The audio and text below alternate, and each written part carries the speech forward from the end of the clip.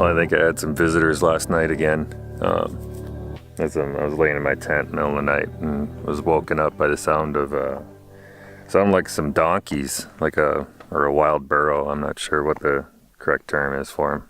But of course I didn't get out of my tent to go find out. But it was kind of a rude awakening in the middle of the night to hear a donkey. It's kind of nice to not sleep in the truck. However, my air mattress kind of let me down. Apparently it's developed a leak, so I woke up on the ground. That was not ideal. But fortunately I did bring my backpacking sleeping pad, so maybe tonight I can stuff that underneath there so that when the air deflates out of my air mattress, at least I'm not laying directly on the ground. Or I'll just use the backpacking mattress. Well, I left Wild Rose and drove out and around to Panamint Springs to check it out. It's not much of a town, but more than that, I really wanted to check out the Panamint Dunes, which are just outside of town. And that's where I am right now. There's a dry lake bed, or a playa, that leads up into the dunes that are more up tucked into the mountains. But they are far, far out there. But according to the map, there's a dirt road that leads out there a little closer to them. Not sure how close, but I think I saw it, or I can see it from here a little bit. So we're gonna go check that out and see how close it gets. This is remote. It's a good probably 50 miles back to Stovepipe Wells, and another 30 miles from there to Furnace Creek. So it's way, way out here. Which most of what I had planned for today and tomorrow was to head back to Furnace Creek and try to check out the salt flats and stuff. But I mean, I'm here now. I might as well check this out. I mean, it's good to stay flexible, I guess. I'm kind of flying by the seat of my pants, but that's all right. It's kind of been nice to just explore these past couple days, although it's been a lot of driving and not enough photography. So hoping to turn that around here. But I think since I'm here, I'm going to check this out, make a call based on what I see here at the end of this dirt road. And we'll either hang out here and shoot some cool mud cracks on this playa, which is probably the most Death Valley-esque thing I've seen on this trip so far. So I'm real hesitant to just drive away from it. Maybe we'll shoot some mud cracks, maybe we'll shoot some dunes, maybe we'll bail out of here and we won't do either. I don't know, we'll find out. So yeah, I'm gonna head up this dirt road and then start trying to think about some breakfast because it's about that time. So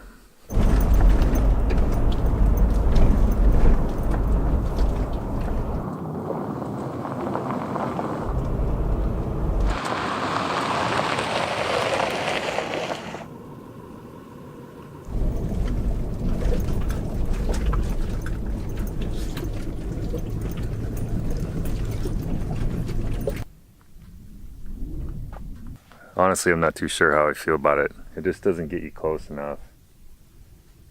Those are still really, really far away.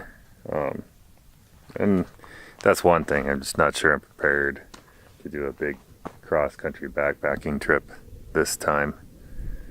Because it looks far enough away that I'd probably want to backpack in. So, not sure how I feel about that. Jet coming across. There's an Air Force base nearby, so you keep hearing jets in the air. I don't know. I'm definitely starving though, so I'm gonna make myself some breakfast and figure out what I want to do next. I might just head back for Furnace Creek, or I don't know. Maybe we'll explore the playa down there some more too before we leave. I hate to be this close and not really fully explore it, so we'll see how I feel after I eat something.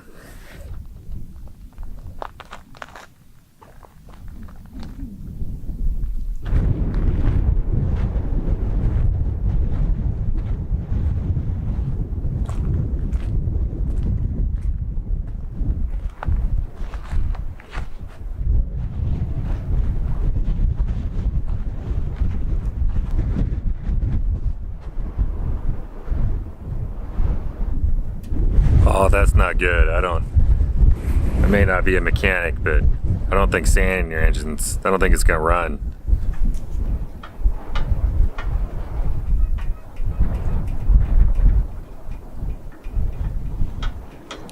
Well, I think the old rusty cars sum up Death Valley pretty well, to be honest. It's in the desert, just crumbling away and being reclaimed. It's also incredibly windy here.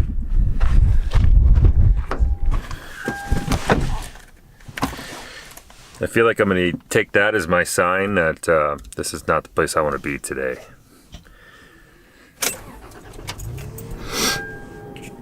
Near as I can tell, oh, it's so windy, my nose is running. Near as I can tell, it looks like those dunes are probably a mile and a half, maybe 2 miles away from the parking area.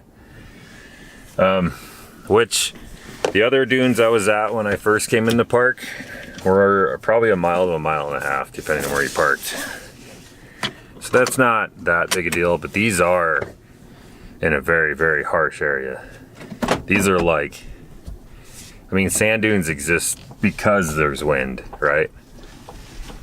The wind just blows all the dust around and it finally grabs something, you know, and like a rock or something to pile up on, and it just turns into a big bank of sand, you know, it turns into a dune. So without the wind, there would be no dune. But this is in an area, there's like dust storms and stuff forming across the playa, and it's not a good area for me right now. And I think with a little bit more like research and like, and the road here is absolutely not nice. I think with a little more research and some studying the satellite maps and getting more of a plan together, this could be a future location. I really feel like there's a ton of potential here. It's beautiful in this like just threatening, desolate, like rugged way. It's tough to explain unless you're here, but it's just, I don't think this trip is the time for it. I think I need to go do some more researching and probably get prepared for a backpacking trip that would take me in. But check this out.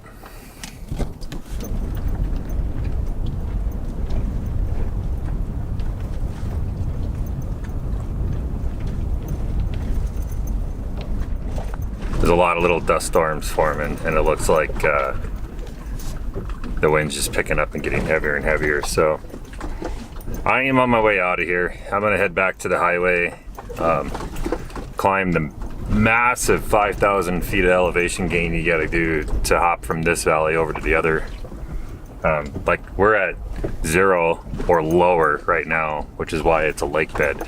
And we're literally gonna be at 5,000 feet when we hit the summit of this mountain heading back towards Stovepipe Wells. But I've been driving around for basically 2 days now, and that means I gotta stop at Stovepipe Wells and probably get some more gas.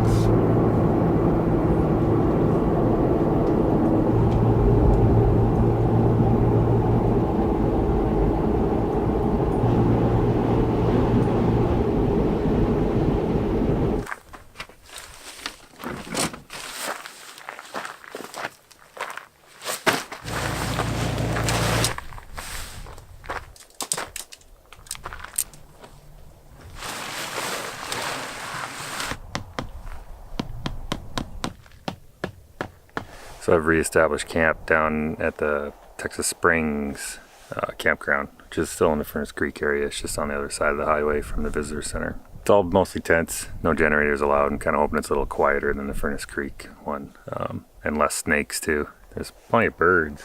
It's been crazy how much wildlife I've seen on this trip. It's nuts. But tent set up, hop in the truck, and we're gonna go scout, see if I can find a location to set up for in the basin for sunset. I would really would like to get some shots in today. So I'm gonna go pay for my site, and we're gonna go see if we can do that. Check out this space age camping thing. Tight.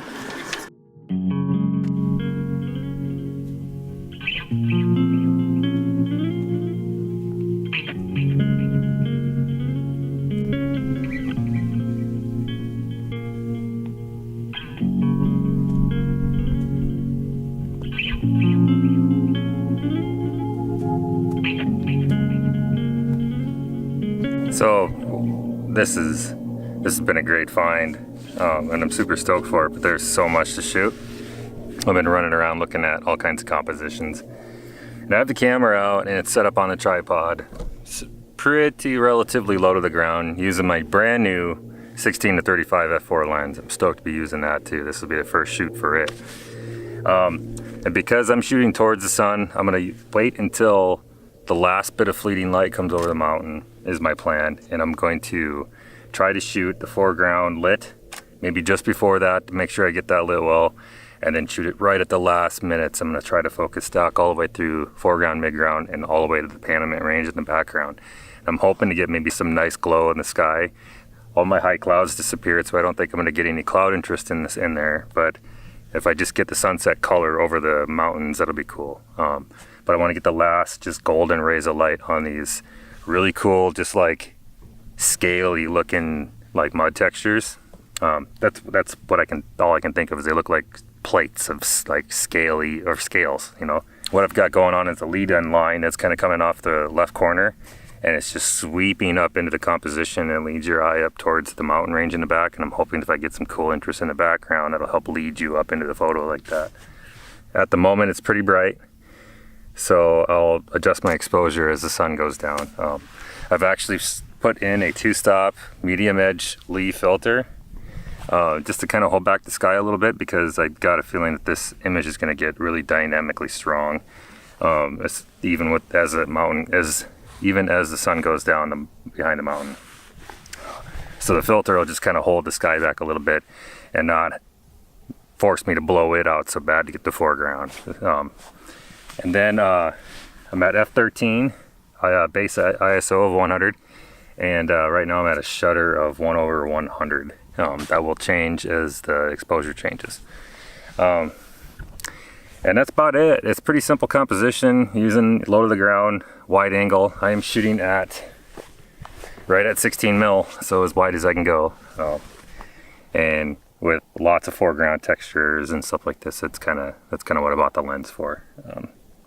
So I'm super stoked. I'm just set up waiting for the light to get good, and I'm focused for the foreground already, so I can start shooting as soon as I feel like it's at its peak. It's probably about 15-20 minutes away from the sun dipping down below the Panamint Range, so I'm going to be shooting here real soon.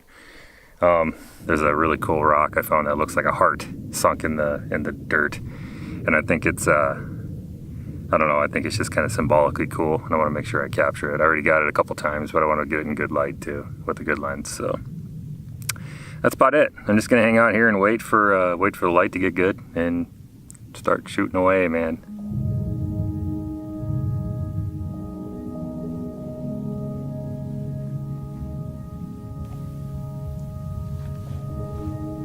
So the sun is down below the Panamint Range now, and I went ahead and made a couple shots while there was still a golden light from the sunset coming in.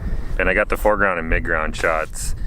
Of course, the background shot looks a little funky with the sun blowing out the frame, so I'm still waiting to get that far shot.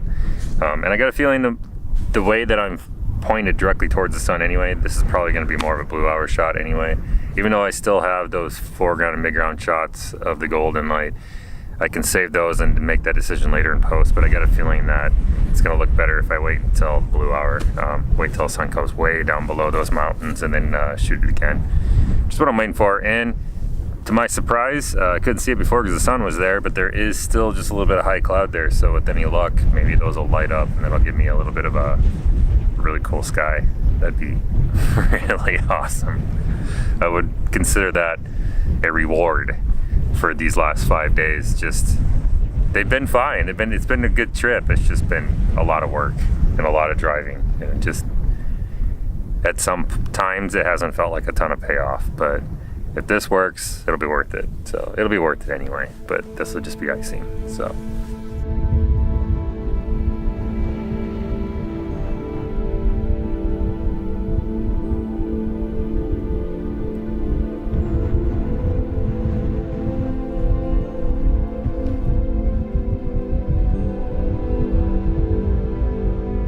it has gotten just brutally windy. You can probably hear that. These just absolutely fantastic clouds that floated into my composition and lit up just this pink cotton candy looking sky. It's just, I couldn't ask for this to go any better, except maybe a little less wind so that I could be a little more confident that my camera's not shaking. because I want this one sharp, because this looks really, really good on the back of the camera. I'm liking the way that the mud, the cracked mud in the foreground is like taking on the reflection from the light in the sky, and it's got just this magenta glow to it, and this is fantastic. I could not have asked for this day to have ended any better.